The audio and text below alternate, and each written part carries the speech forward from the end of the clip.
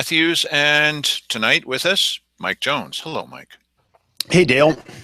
Um, okay. It's local terrorism, and how are we going to fight the bad guys here locally? Well, there are people in Salem. There are people right here in Grants Pass, and there are people definitely in Washington, D.C. and out in the wilds of Virginia that are pretty certain that we're the terrorists that need to be fought. I'm not exaggerating this. There are people who are pretty well convinced that homegrown terrorism and separatist movements and such things are the biggest threat to American power and to control of our area by Washington, D.C. That sounds a little bit like it's conspiracy talk, or are you just trying to snipe away at commissioners again? Well, not exactly. And let me give you Exhibit A. Exhibit A is a picture of a fellow that looks like, I can pretty well say, nobody in Washington, D.C. Oh, you don't think this guy's a terrorist, do you? No, I do not. However, this guy looks like pretty much what in Washington, D.C. would be considered to be some kind of Northwest problem guy.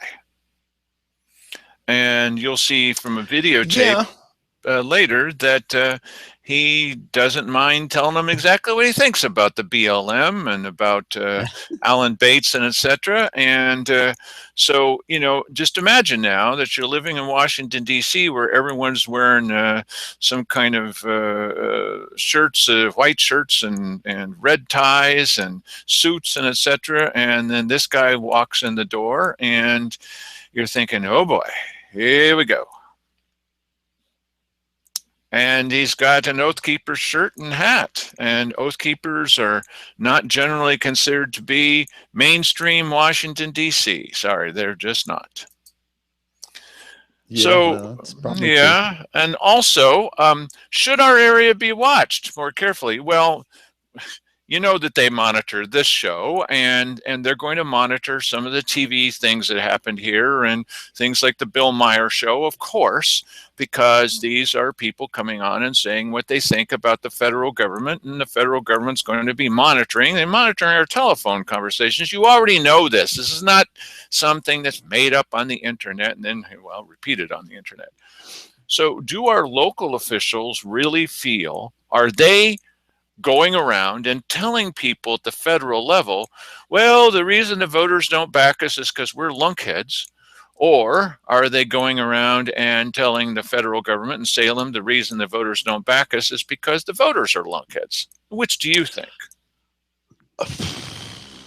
I suspect from recent evidence that it's the latter. Yeah. Okay, so is it really true? I mean, if you're going to pick one of the three commissioners, Josephine County commissioners, that might think of us as the enemy, my guess would be Cheryl Walker. So let's hear what Cheryl Walker recently had to say about extremism and which one we should be looking at. Go ahead, Mike.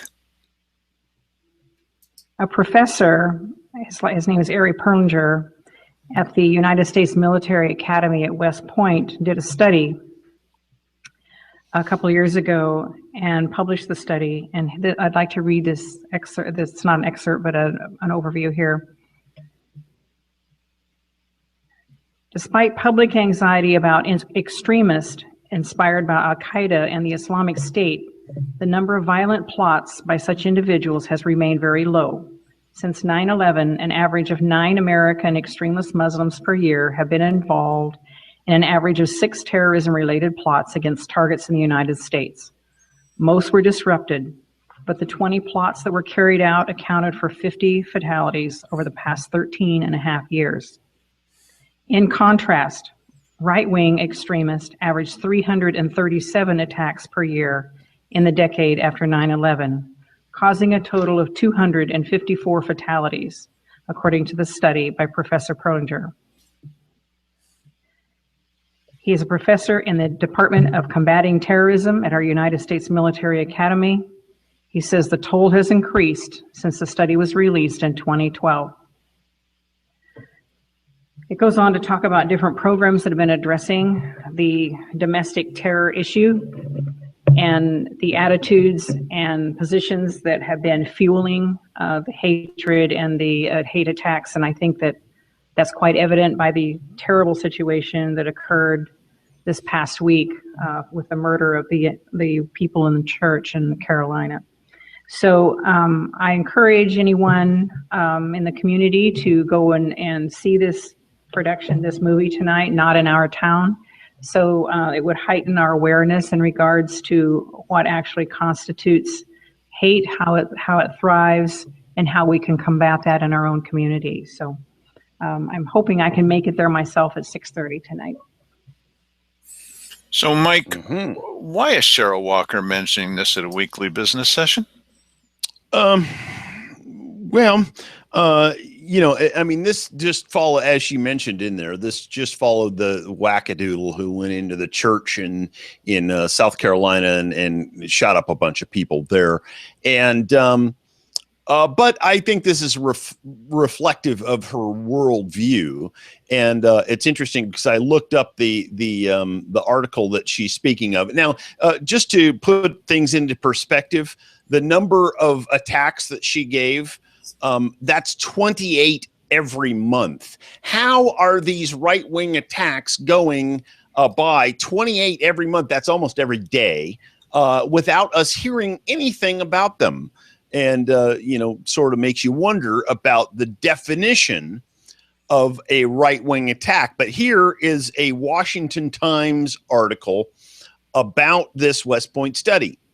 It says a West Point think tank has issued a paper warning America about far-right groups such as the anti-federalist movement, which supports civil activism, individual freedoms, and self-government. Oh, not that. Oh, no, yes, stop, please. That's horrible. The report issued this week by the Combating Terrorism Center at the U.S. Military Academy at West Point, New York, is titled Challengers from the Sidelines, Understanding America's Violent Far Right. The center, part of the institution where men and women are molded into Army officers, posted the report Tuesday. It lumps limited government activists with three movements it identifies as racist white supremacy movement, an anti-federalist movement, and a fundamentalist movement. The West Point Center typically focuses on reports on Al-Qaeda and other Islamic extremists attempting to gain power in Asia, the Middle East, and Africa through violence. But its latest study turns inward and paints with a broad brush of people it considers far right. It says anti-federalists espouse strong convictions regarding the federal government, believing it to be corrupt and tyrannical with a natural tendency to intrude on individuals' civil and constitutional rights. Finally, they support civil activism, individual freedoms, and self-government. Extremists in the anti-federalist movement direct most of their violence against the federal government and its proxies in law enforcement. Okay. Now look carefully at this illustration over my shoulder. You see the two flags side by side? This is the one for the state of Jefferson, and this is the one for ISIS. Do our local officials, do our local officials consider these to be equal? You just heard what Cheryl Walker said. Right. And I guess that some, would consider the state of Jefferson people to be radical and perhaps dangerous because you never know what they might do. Well, definitely worth watching by the federal government. Yes. Well, I mean, they're going to watch them anyway, because part of that is you want to take part of the territory of a state of the Union and break off from it I'm assuming that the procedure within legal means would be to get permission from Salem and to get permission from Sacramento to break those two parts of their state off. And it's funny because we just talked about this today at this constitutional study course. So, and then, of course, they would have to then be admitted to the Union as a state, the state of Jefferson. So there's, and who knows how that would work. So what do we have here? Is there any reason for anyone to be concerned? Well, we've got Mike's constitutional study group. Why they're studying the Constitution? Yes. Why are they doing that? Yes. Right. Why are they doing that? Right. Then we've got that series that we did about the charter, about the county charter. Why they're saying that they have their own rules there in that county. Well, how dare they? Yes. And then they don't quite fit in with the way that the rest of the state of Oregon thinks, because the rest of the state of Oregon is a blue state, and this is this little red dot that's down there that seems to have an awful lot of people. Remember the story I told you about? Go ahead, Mike. Yeah, actually, look at election county by county maps. Most of the state is red. You've got a little blue blotch up there that includes, Salem and, the Portland area, maybe some of these little college towns, but the rest of the state is pretty much red. And the thing about that is it has nothing to do with area. It has to do with population. Oh, yes, it does. Yes, right. You're quite right. Now, you may recall that it's population. That I made a big mistake at least one time, probably every time. Okay, I got it. And that the commissioners were in the little back room, and they were talking about DHS setting up some kind of facility here. Well, I think DHS, and I'm thinking Department of Homeland Security. And so I started, we didn't broadcast it, but I started talking with people about it and trying to kind of look into it, making some phone calls. Gee, how is this going to work? Where are they going to be? What are they going to do? This was a Department of Human Services. That's what it was. But see, they talk in such shorthand in the little back room that I was thinking DHS to me is what, a delivery service? I don't think so. I'm thinking Department of Homeland Security. So the strange thing about it is, as wrong as I was, wrong, I was wrong. Yeah, Diane will be very happy about that. But in this particular case, I got a phone call right after I found out what the real case was, that it was not Department of Homeland Security. And it was from one of the fellows I had contacted with DHS, with Department of Homeland Security, that denied they were doing anything. He says, by the way, we were thinking about putting which, of course, really. Well, that's what I was asking about. He said, but how did you find out? Well, I found out by blundering across it. It was. Yes. Right. Exactly. And they decided they weren't going to do it. Go ahead. Yeah, what he should have done was just deny. I don't know what you're talking about. That's the right answer for somebody like that. But they were getting, lots of concern. How'd this guy find out? Well, wow. So. Maybe they should come up with another, 3 acronym. Yes. Like NSA, that would work so much better. That doesn't even have the same letters, right? Yes, and people don't, react with, suspicion when you say. Well, now, so is this credible, Dale Matthews? It's someone that you just didn't want the hassle, didn't want the attention. Well, okay.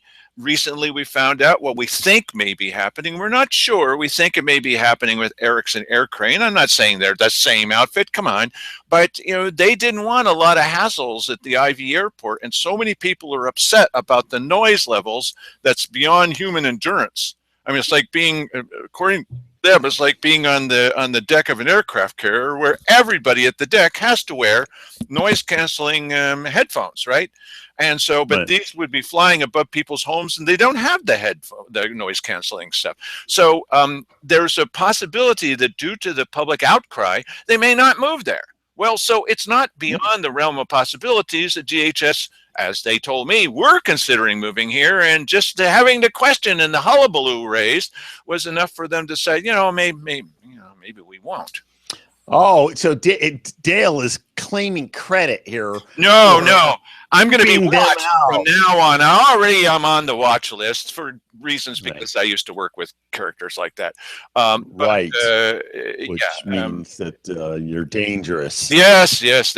Well, let's put it into a current context. And so here's the point where I make a useless prediction, okay?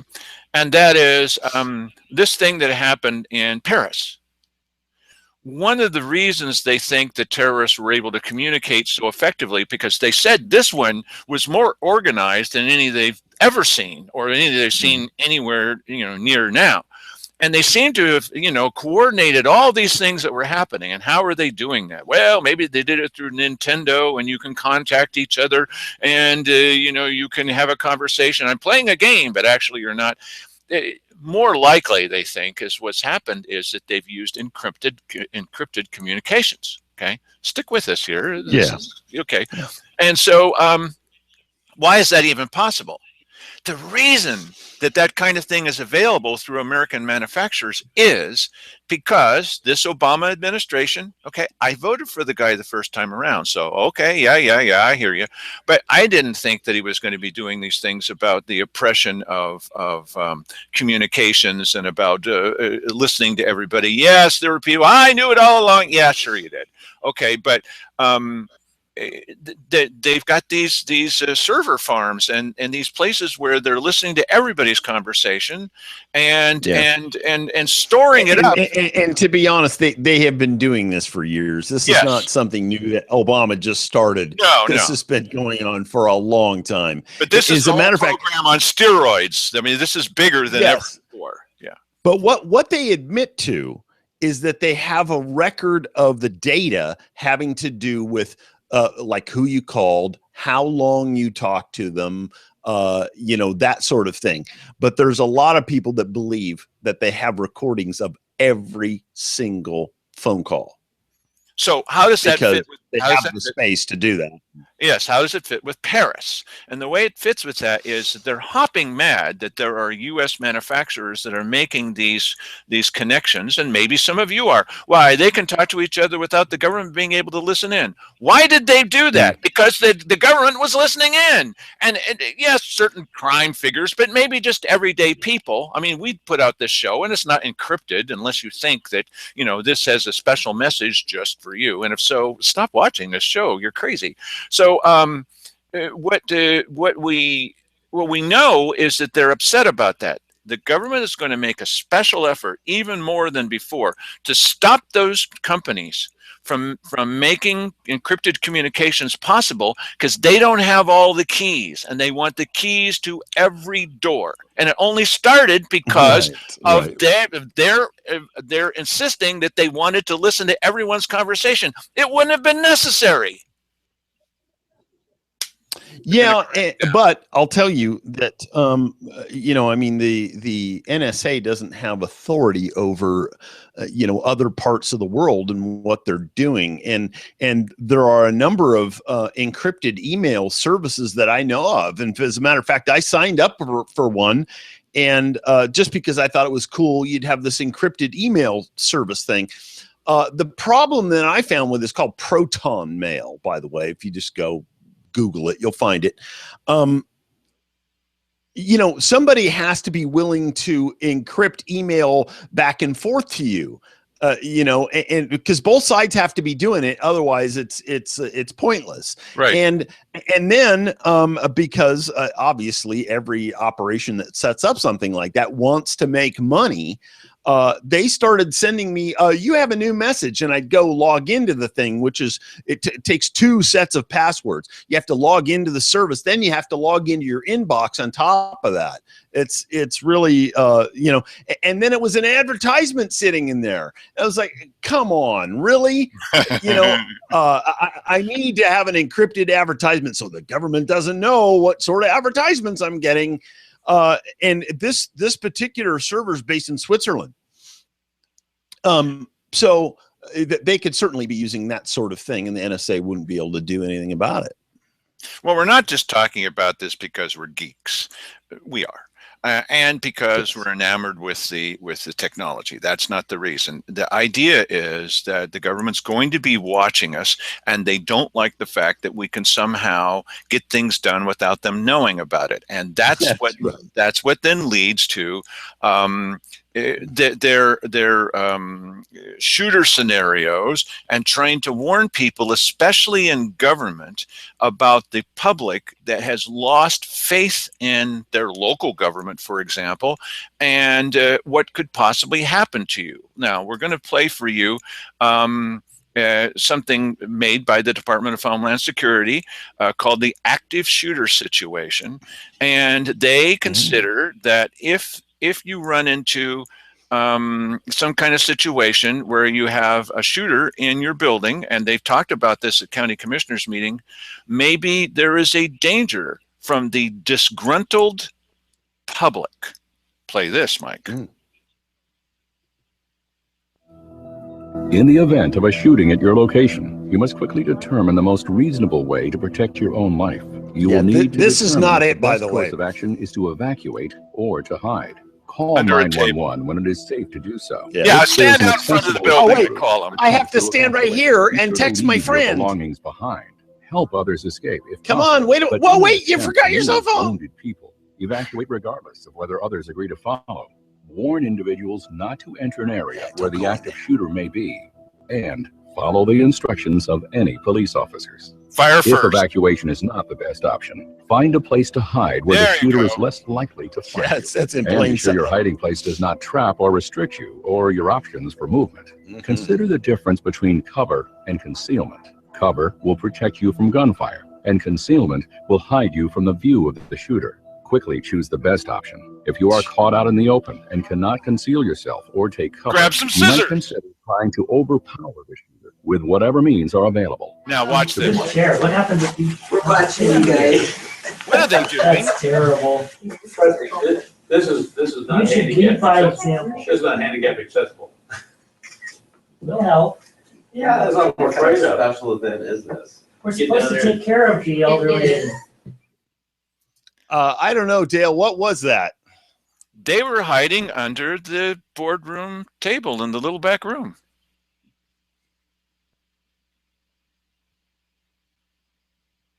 For the purpose of Well, concealment or what was the yeah. other one? I forgot the other one already. I'm gonna die.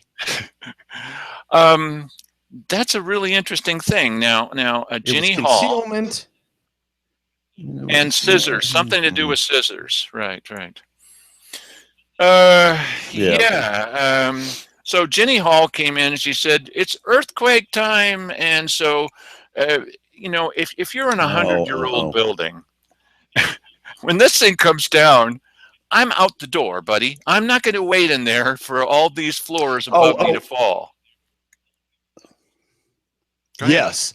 Oh, and in that old courthouse, listen, they're right next to those windows. They could pop those windows open or throw a chair through it and dive out that window. They'd be way better off than sitting in that building hoping the ceiling and the couple floors above don't cave in on them. So as we've seen with the money that the increasing amount of money that the feds are asking us to spend on through the Oregon Military Department, asking us to spend on preparing for the ultimate around here. And now it's a lot more money than ever before. And remember, they signed that contract without understanding what was in the contract. Most of that stuff is what I would refer to as dual use. I mean, yes, it's for earthquake preparedness, which is one of their big answers. And the other one is preparing for some kind of domestic problem. The disgruntled public we were just talking about. So when she comes in and says, prepare for an earthquake, maybe it is all about earthquakes, certainly about earthquakes. I wouldn't do what they were doing. I would be out the door. And I'm not going to go sit in that safe, because that safe is going to be an express elevator to the basement in the case of an earthquake. I'm out the door, buddy, with the camera. Thank you very much. Because there's nothing going to be seen except flattened commissioners. But is it also just preparing, emergency services? I don't know. What do you think? We know that Cheryl Walker wants to wall off Wally Hicks in his office, and that they've done an awful lot of talking about how they're in as much danger as the courtrooms, why those courtrooms are not safe, and we're not safe either with bulletproof glass and stuff like. Really? Well, they think that they're under threat from people who vote 80% against their ordinance. Yes. Well, you know. Well, you could make a case there. I think, listen, you know what? If the people, if you're doing the will of the people, you get nothing to fear from them. exactly right. That'd be my guess. Now, Mike went out on the street. He goes out occasionally and he walks the streets. Well, there's not much help for him. And he asked people what they think about issues of the day. And when we had that shooting at the UCC campus, he went around and asked a number of people what they think about perhaps having some kind of armed guards on campus. UCC finally decided to do that. Well, good for them. But here's a fellow that talked a little bit about mental health and a little bit about disgruntled politics. Mike? Yeah. How would you feel about concealed carry for students and teachers on college campuses? I think it's a mistake. The more guns out there, the more violence is going to be taking place. Too many places are overwhelmed with guns. As the president said, we have one for every human in the country. How many more do you need? I don't feel insecure about needing to carry a weapon. I think if we get control over the mental health issues in the country and some of the disgruntled politics, I think will eliminate some of this violence. Now, what is he saying? What did he just say? Okay, I understand his point about guns on campus. What did he say were the two problems? Well, you know, guns and disgruntled politics, I think. Mental health and disgruntled yeah. politics. Disgruntled politics. Now, who do you think he's talking about? The I Chamber don't of Commerce, know, but you know or what? about this show? Yeah, you know what? I bet you his worldview as to who is an enemy to the U.S. is probably similar to this gal right here. Let's be clear, though. Islam is not our adversary. Muslims are peaceful and tolerant people and have nothing whatsoever to do with terrorism. Nothing whatsoever. You know, that's both of those things are a little bit weird to me. We should have played that last night when we were doing our denial special. Yeah, right. Exactly. But the disgruntled politics. Disgruntled politics. What does that mean? Are we having a lot of attacks here in the U.S. because of disgruntled politics? That's the question. And that goes back to the original video by Cheryl Walker at a weekly business session. Why is this being played at a weekly? Why is she talking about this at a weekly business session? Obviously, somebody thinks that there's some kind of challenge to authority. Not that. Well, let's see what Mark Goins has to say. And this starts with Mark Goins, and then it's got a couple of inserts, and it ends with Mark Goins, Mike. Let's see what Mark Goins has to say about questioning authority in our world. Let's be clear, though. Yeah, let's be clear, and let's be clear and use the right video. Okay. In our country, we've taken this right that we have to free speech. We've taken it to unbelievable levels. Unbelievable. Really? We openly criticize our leaders in this country, in our county. In our county, we pretty much criticize anything that we don't agree with. Yes. We don't see anything Imagine wrong that. with complaining and whining and showing disgust and pretty much getting angry with anybody who will listen to us. And I just need to say this, that it's really painful for me to watch when I see people that just can't honor authority. It's just painful to watch people who are rebellious by nature. Parents always trying to pull rank and, fight the system in school. Just go to any parent teacher meeting type thing or go to a school board meeting, trying to change everything they don't like, question every decision. Now, of course, there's a time and place to share concerns, but it's always with a respectful and a humble attitude. Let it go. Just give it to the secretary. If your time is going, so that's fine. Respectful and humble. I'm sorry. If they don't know the way to the podium, that is not my fault. Just start and talk. Wow. What are you going to say? Wow. Judy Aaron, residents of Josephine County. I just want to continue where If you want it, I start over there and then I go over here and nobody has their hands up until we wait until some opportune time. Respectful. So if we want to argue about it, we won't call you. That's fine. No problem. Humble. A comment was made several times that we were somehow, the Board of Commissioners were somehow involved in this latest effort, or the several previous efforts to pass a levy. The last two have been citizen-initiated levies. The Board of Commissioners had nothing to do with it other than to say, I'm sorry, I don't know what the dubious look is for, but that's what it was. That's how it happened. So if you don't want my explanation, there's no need for me to continue that one. Whether they're county employees or not, or whomever, it's just a sad way to have to deal with things to pump up your own miserable little lives and ratings. Oh, that's not very nice. you can leave. You can leave. And we need to see rebellion for what it really is. 1 Samuel 15:23, rebellion is like the sin of divination, Satan worship, and arrogance like the evil of idolatry. So that's what rebellion is. It's like Satan worship, and we just need to understand how hurtful it is, how dangerous it is. Yeah, he didn't actually say that, Dale. Yeah, he never said that. It's just on the slide. He says it twice, that people were in the room. It's on a videotape. And it says we are to submit, and the submit is in a different colored, the font is different colored, and it's underlined, like submit to all authority. Yeah, that's right. Otherwise, it's just like Satan worship. Satan worship, yes. Like the sin of divination. Now, who were the other rebellion, the rebellion that we kind of celebrate every 4th of July? Yes, right. Yeah, it's just silliness. You know what? And the thing that was really dumb about that is that they were sitting around, obviously trying to come up with some way that they could assist in passing the levy. That's right. And so what they did was, let's manipulate the citizens.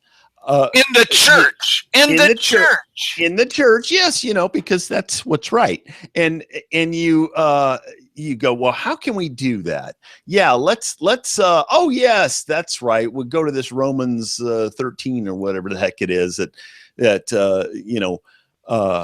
talks about submitting to authority, and they're going to use that and obviously fit this whole thing in. And of course, all of this is not included in this little video clip, but as many of you recall, the entire sermon was a setup.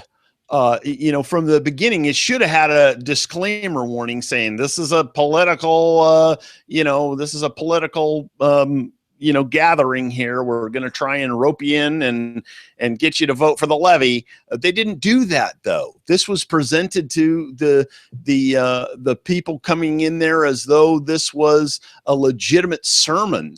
And at the end, they had this little talk with Mark Goins himself, Dennis Weber, and the sheriff and the police chief. And it was, a couple of authority figures or several authority figures telling you what to do. First, we spend the 20 minutes telling you that you need to submit to us, and then we're going to give you the message that you need to submit to. And it's important to note that at the end of all this, that there's 5 members of the 6-member county budget committee. Okay, 5 members are super strong pushers for the levy. Okay, and one of them is a guy that's fairly influential in local church politics, Jim Brumbaugh. So Jim Brumbaugh from the budget committee. This is why it's important to pick the next two commissioners correctly, because they're going to change the budget committee. And Jim Brumbaugh was up at the front of the church. You've heard me say this before. And when this is all over, Mark Goins then sums it up that says, and when you have any questions, we've heard this many times at churches, come on up here and we've got people to help you. Oh, are you going to help me find Jesus? No, we're going to help you find your ballot so that you can vote for this levy. That's why Jim Brumbaugh was there. Yeah. And the great thing about this is, despite all of this extra effort and money and production and all of that, they lost by a wider margin than they had before. So that's right. And the reason why is whether, I've said this lots of times, sorry, don't be insulted, whether the population is geniuses or lunkheads, they are the population and they decided what they want. It's America. We get to vote on these kinds of things. I have respect for that. Some people don't. Well, and I'll tell you, they didn't in the city council here. Just on November 4th, they all took turns tag teaming disrespect on the citizens who voted against the sales tax. That's what tomorrow's show is going to be about. You know, on Sundays and Wednesdays, where you have that ability to vote, to say what you think, and we'll turn it into emails to go and send off to the people who are saying such things. And one of the things we're going to do is we're going to compare the remarks that were made about, well, I guess the citizens just don't want law enforcement, with person after person after person after person after person after person who came up and said, I'm really in favor of law enforcement, but this is not the right way to do it. And so the city council's summary of all this, you get a chance to vote on this one, was that I guess they just don't care about law enforcement in our town. Are you listening? Do you even have a clue about what's happening? You talking to me, Dale? Yeah, yes, I watched this show every single night, in case you hadn't noticed. Okay, since January 1, yeah.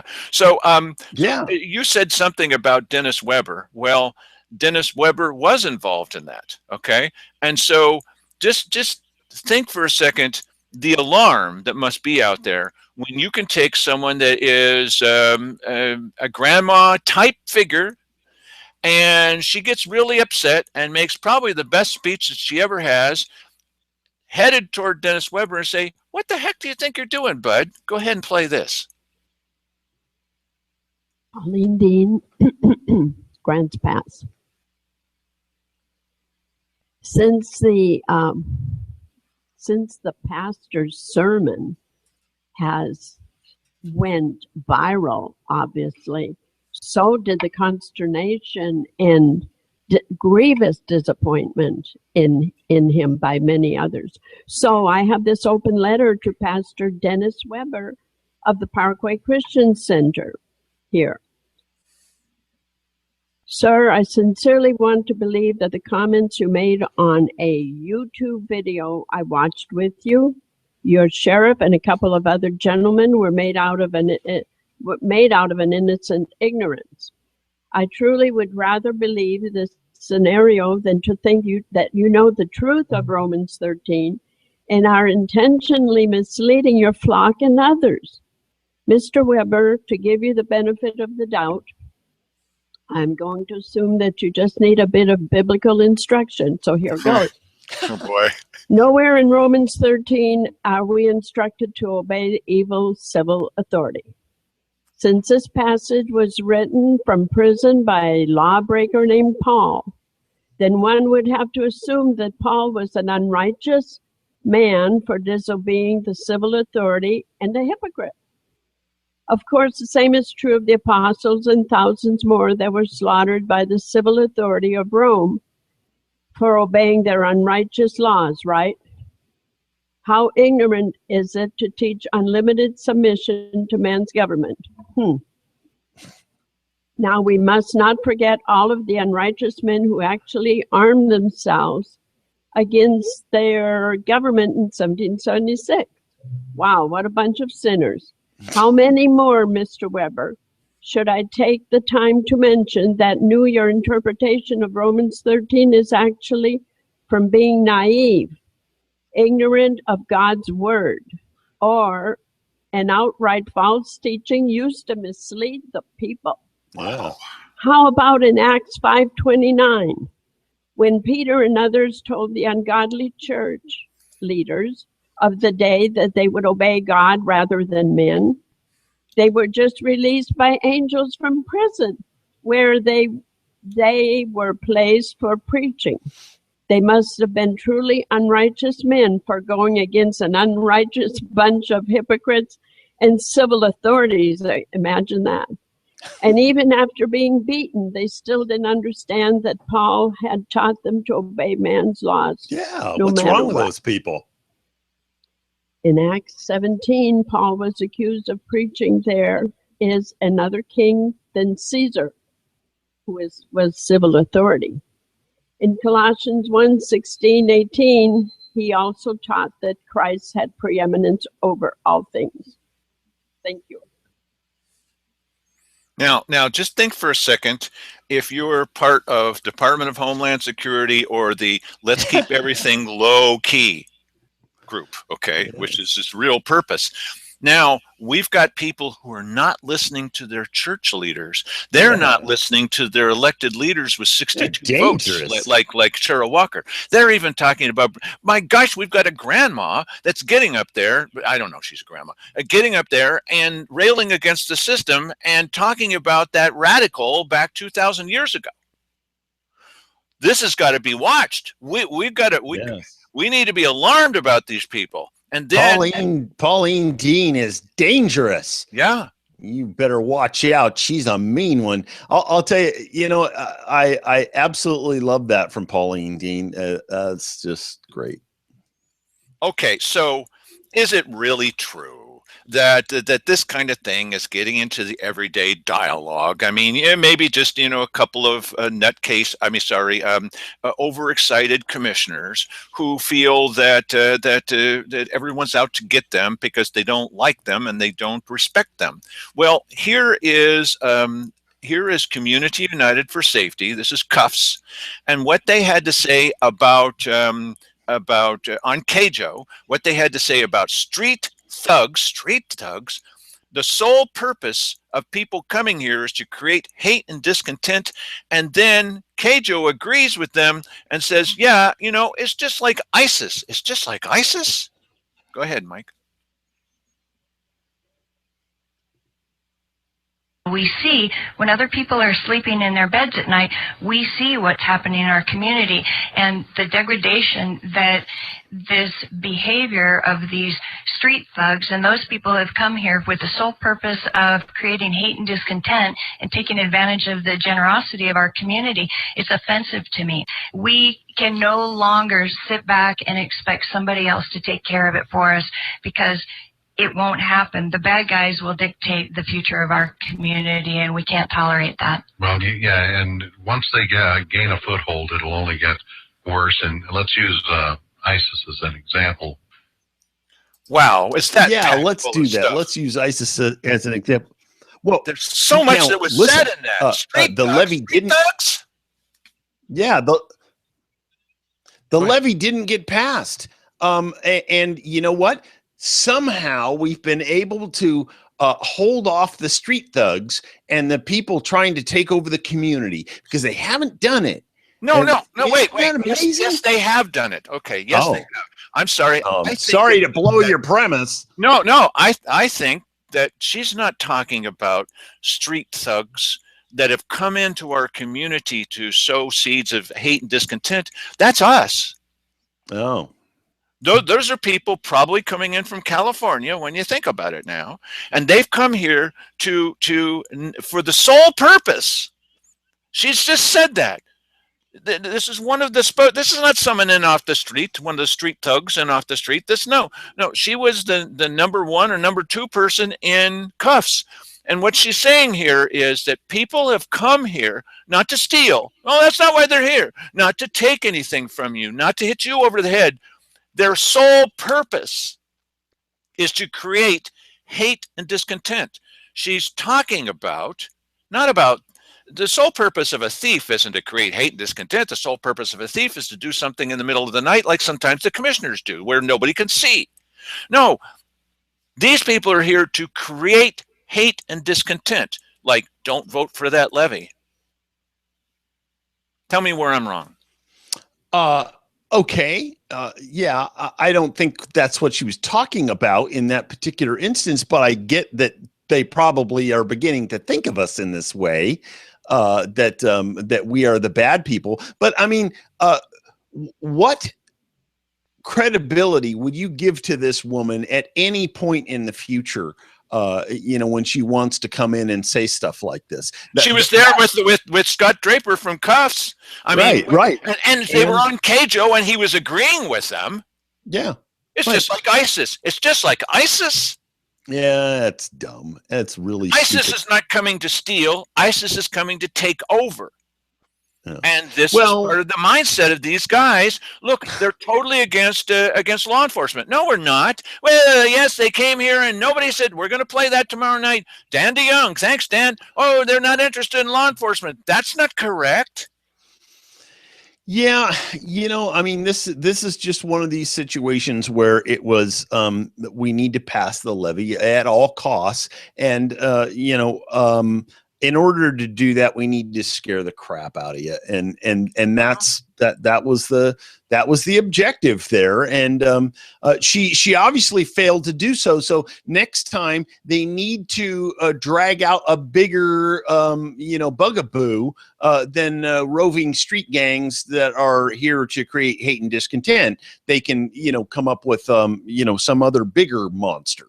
Their sole purpose is to create hate and discontent. Their sole purpose isn't to steal things. Yeah, but you know what? Listen, I got to tell you, what she was saying was completely aimed at the women in the audience, because women are more concerned with that sort of hate and discontent. Oh, we don't want our children, to be discontented, feeling or thinking that, yes. And my wife hates when I use characterization voices like that. And I'm sorry, didn't mean to offend any women in the audience, but that's what that was aimed at. Well, he does it about guys too.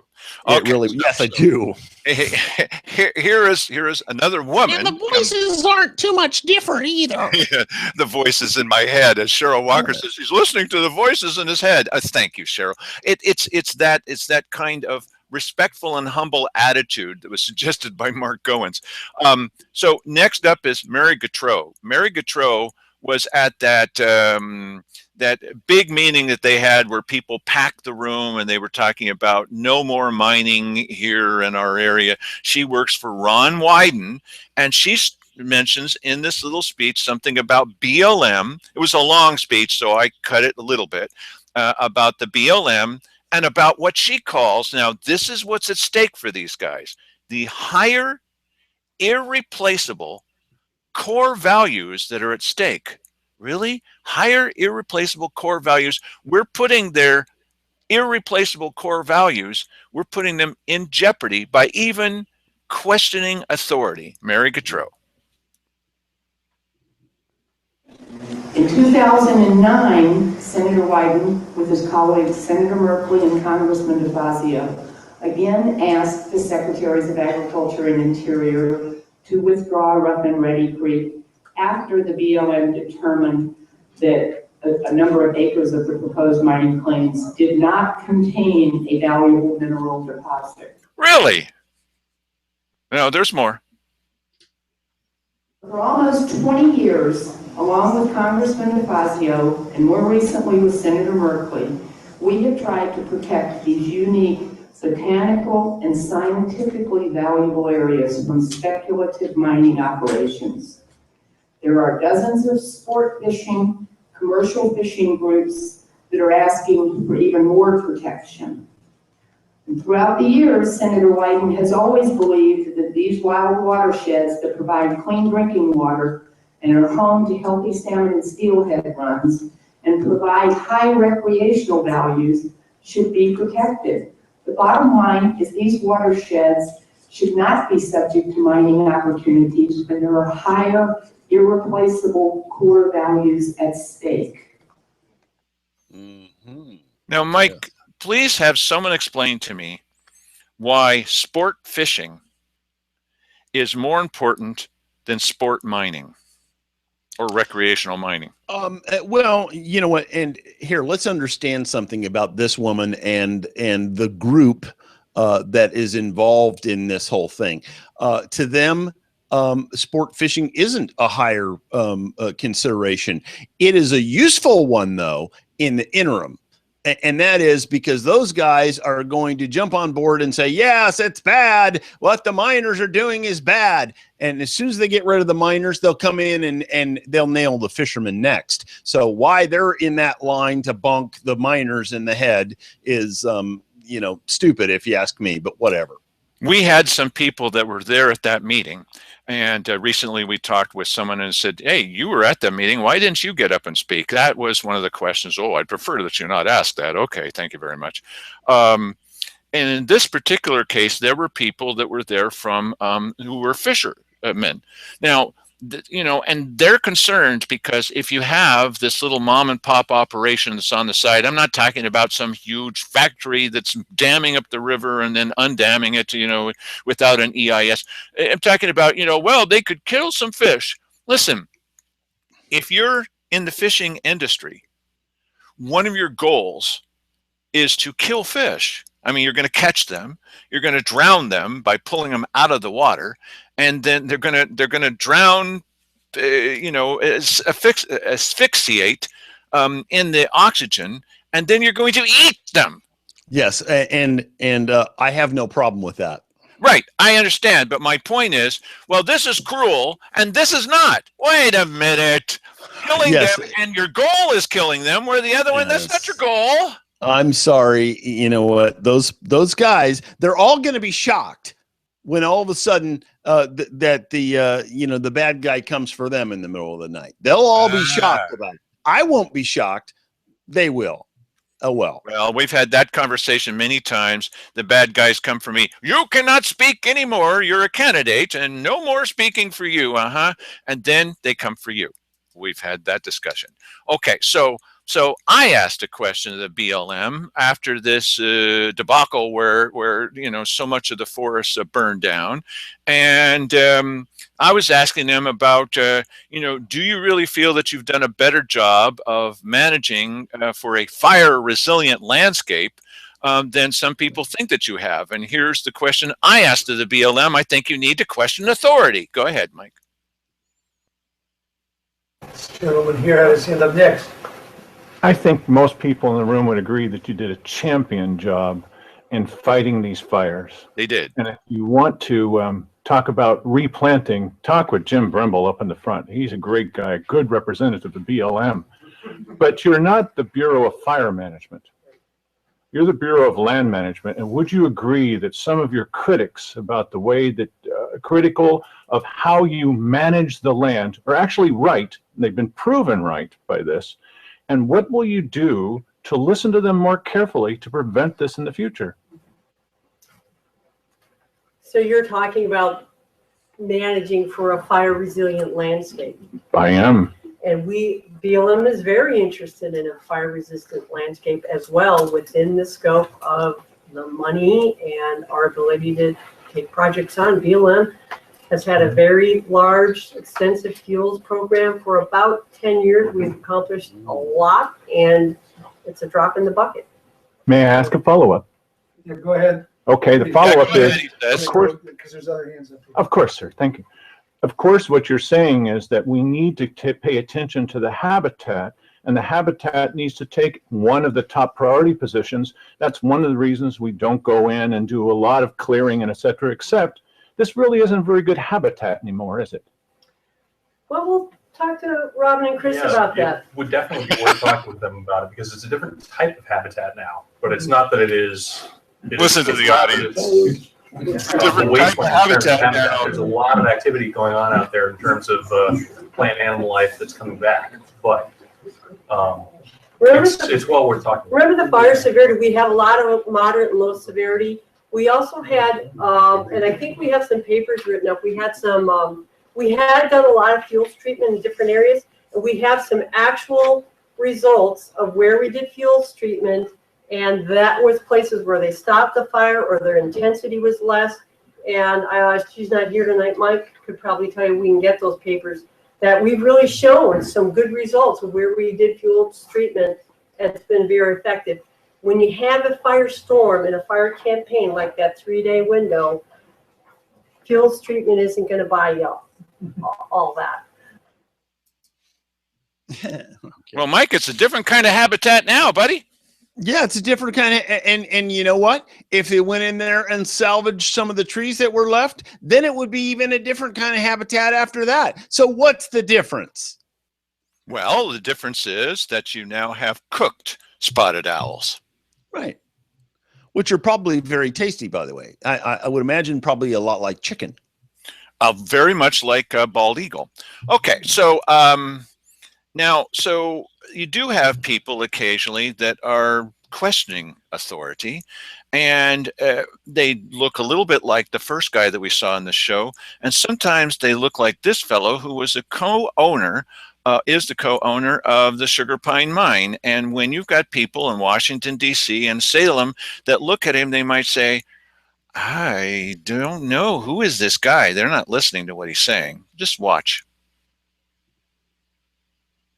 BLM to me is out of control entirely with the people in Josephine County, and even with our own government, they're out of control.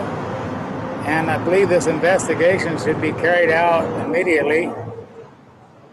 I believe I've been harmed something terrible. It's been a hard, rough go. We cannot receive any of our FOIAs because they've got them tied up where we can't receive them. And I don't know what's going on there. We had a person go to BLM and they got a lot of our paperwork across the counter that we could not get and still have not got.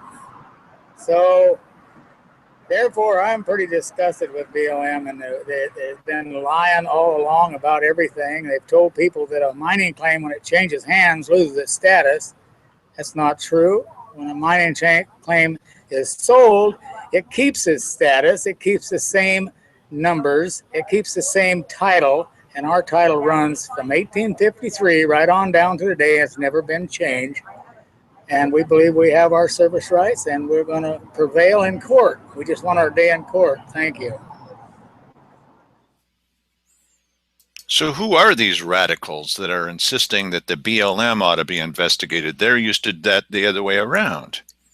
Well, I think that they experience some, manhandling treatment out there on their mine, and they probably don't think that it ought to go that way. If they're going to have an interaction with the BLM, it ought to be an amicable thing. And I understand that the BLM uses sort of bully tactics. Bully tactics in order to get some stuff done, and so you can imagine that people would have a problem with that. This guy, listen, Dale and I went out to that mine, and we saw what these guys do. All they want to do is, bang on rocks and extract a little bit of gold out. There's no raping of the landscape going on back there. These guys are the least of the problem, but somehow, for some reason, these people are a threat to the BLM. They don't want these people to be, banging on rocks and whatever. They want them out of there, and they want to close that all up and keep it away from people's ability to go have a little fun extracting whatever it is they're extracting out of them. And they sure don't want them to arm themselves, insisting, you must give us our day in court. You will not come in here and burn down our cabins without giving us our day in. Well, first we'll burn down the cabins, and then maybe you'll get your day in court. Oh, no. So just imagine the kind of headlines that this is making. Extremists, mining extremists arm themselves in order to get a day in court. So here's what his partner, his co-owner, Rick Barclay, has to say, and see how this might affect somebody like Cheryl Walker looking at this situation. My name's Rick Barclay. I'm the president of the Galeese Mining District. We're here today in front of Senator Bates's office to protest Senate Bill 838, which is a ban on dredging and mining in the state of Oregon. We find that that's illegal. Mining is a granted right from Congress per the law of 1872, which is still the law of the land. We disagree with the state's ability to steal our livelihood, and that's why we're here. The Gleese Mining District's answer to 838 is drop dead, Oregon. We're not going to obey your law. If you want us, come get us. You don't have the resources and you don't have the wherewithal to prosecute us. So drop dead. Well, they're going to consider that to be a declaration of war, aren't they?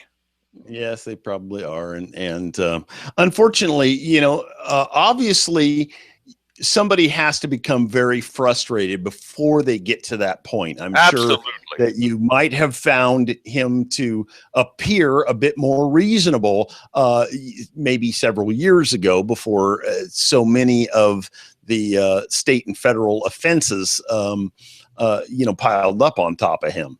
So let's see. We got 3 more little clips. The next one is with Danny Vandershelden. Seems like a real nice guy. Everybody seems to like Danny. This has affected Danny's life, and here's what he has to say. We are here today to protest Senate Bill 838, which was passed into law a couple years ago and goes into effect January 2nd. Starting then, any miner caught working within 300 feet of a stream could be put in prison for up to a year just for going to work. To me, this is beyond politics and is actually a humanitarian crisis when in this country we are finding people who are working to support themselves and feed their family, or tying their wrists together, throwing them back of a car and throwing them in a cage for a year. I think this is cruel, and any politician, any person who supports such a law, I think has some serious head issues if they think that is okay. Now here's a guy that he and his wife came all the way down from Portland in order to be there for this little thing out in front of Alan Bates' office. And they seem to be just like regular folks, but look at the way this is reaching out to people and pulling them in. Mike? My wife and I drove 4.5 hours today to support Danny and the miners with this.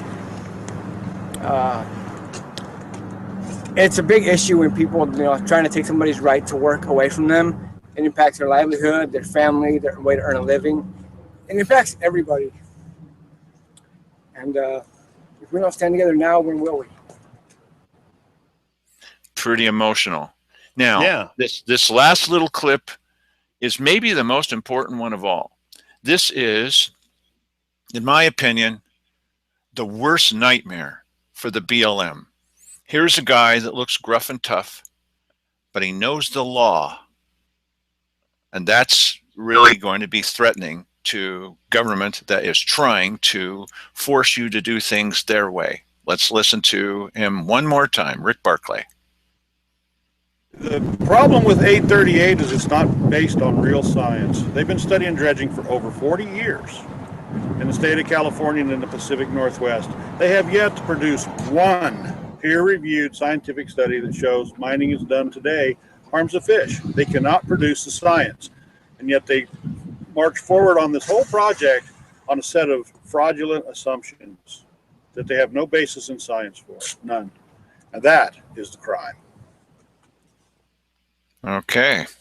Yeah. Well, they want to, for some reason, these miners and stuff are a threat to them. Either that, or it's, the BLM needs to have control, and no one else is going to be doing anything under our dominion without our express permission, or something along those lines. I don't understand it. So now you've got county commissioners ringing the alarm bell. We need protection in this building. We need to hide under tables, okay, in case of an earthquake. Right. And then you've got our church leaders. They're trying to talk sense into us. Why don't you obey authority? I mean, why don't you be respectful and humble? Just because the commissioners aren't, you should be. And then you've got, you've radicalized, there's a little over-exaggeration, a grandma type, It's reaching out in all directions. People are coming in from Portland to do this. It doesn't bother them that they would bus them in from Portland to talk about restricting mining. But if you have somebody coming in just to stand there in front of a senator's office, a state senator's office, alarm, alarm, alarm, right? So there are reasons why the federal government, the state government, and our local county government might feel that they're in an adversarial position against the people. You think, Mike? Yeah, I think, and you know, I mean, we've seen this manifest itself in a number of locations. I mean, you go to the weekly business session almost every time, you can get a little teeny piece of that. But you know, you go to the city council, you can see them actually voicing, you know, how disgusted they are with their own constituents, and this is a sad reality. And I think, you know, it's not only happening here. Yes. It's not only happening here, it's happening everywhere. And well, there are local solutions. But this is the little microcosm, and hopefully people can. There are local solutions to this. Coming up in May, that's only 6 months away. 2 county commissioners, the mayor, 4 city council members, 2 of them more in Cave Junction, and the mayor there. This is a huge turnover. You have the possibility to say what you think. You're going to have the possibility to say what you think tomorrow night by watching our video. You could possibly come on Tuesday. It's not on Wednesday this time. On Tuesday at 1:30 to the meeting of the county commissioners. You could tell them what you think if they let you speak. Okay? And it doesn't matter if you're saying bad words or no words. Just if they don't like what you're saying and you present some kind of challenge to them, they may say, well, you can speak, but you can't. You do what you can. We'll inform you the best that we can. We'll get you used to voting on things and sending out emails. Boy, has the response been big for that. Much bigger than I thought it was going to be. I've had modest thoughts, but it's been like 4 or 5 times more than that. You have the ability to give them some feedback. And what we're hoping is that we'll supply you with the information and you look at it for yourself. I mean, is this what she said? Why would she say that at a weekly business session? And then you can respond to them and tell them just what you think about it without fear of retaliation. Not going to be any retaliation. Okay? All right, so thanks for joining us tonight. Be sure to tune in tomorrow night. If you're going to vote anymore on this previous one that happened on Wednesday, you're going to need to do it before tomorrow afternoon, because then we're going to do the Sunday show for you. And we will present you all the information that we have. We're going to make an occasional conjecture. We're going to try to link up the, connect the dots for you if we can. You tell us if you think that we're full of it, and you can send us an email also and tell us we're getting a lot of those. We'd like more, and then we'll do what we can to keep you informed about what's happening in our county. Thanks a lot, everybody.